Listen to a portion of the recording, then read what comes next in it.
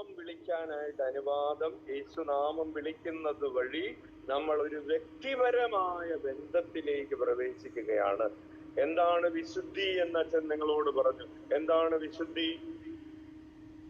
വിശുദ്ധി എന്ന് പറയുന്നത് ഈശോയുമായിട്ടുള്ള ബന്ധമാണ് വിശുദ്ധി.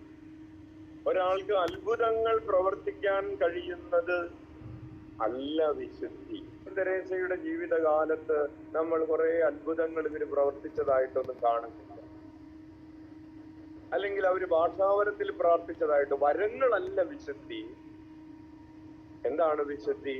ഈശോയുമായിട്ടുള്ള ബന്ധമാണ് വിശുദ്ധി. അതാണ് നമ്മൾ ഇന്നലെ ധ്യാനിക്കുകയും അതുപോലെ യേശുനാമത്തിൽ പ്രാർത്ഥിക്കുമ്പോൾ കിട്ടുന്ന 6 അനുഗ്രഹങ്ങളെ കുറിച്ച് പ്രത്യേകമായി വളരെ ഡീറ്റെയിൽഡ് ആയിട്ട് പഠിപ്പിക്കുകയും ചെയ്തു. യേശുനാമ ഭക്തിയുടെ തുടർച്ചയാണ് തിരുമുഖ ഭക്തി.